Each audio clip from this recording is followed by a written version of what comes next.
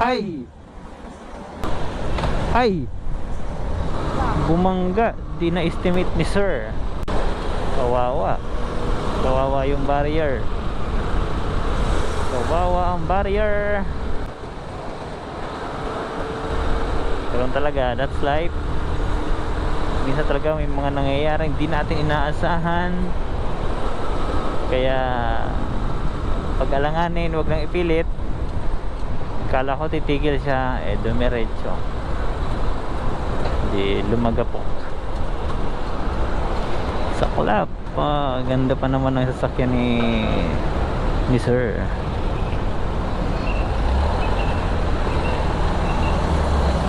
Pick up ni sir, sumabit. Tingnan natin kung nandiyan pa si sir. Malamang nandun pa yun. Wala na tayong magagawa dun. Hindi nyo pwedeng sisihin yun kasi nakabangga wala na, dumiretso na si sir. Wala na dito. Okay, ride safe ride safe sa lahat ng mga driver, mag 4 wheels man yan o 2 wheels, kahit ilang wheeler pa yan, ride safe.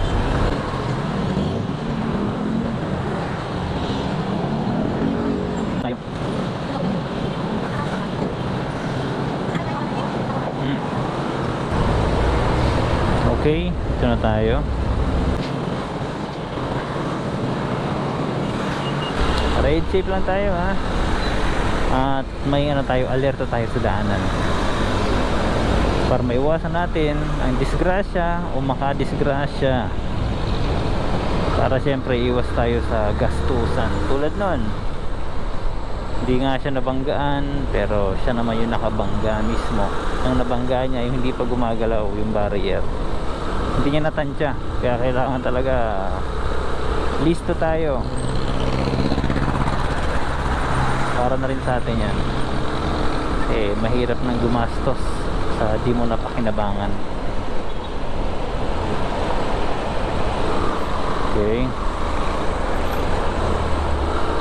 so go straight lang tayo dito. Okay, going to Antipolo.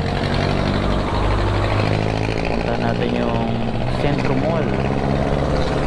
Kasi ang sadya talaga natin ay yung BIR.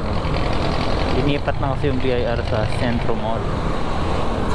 Dati kasi nasa Marikina siya, ngayon nasa Centro Mall na siya.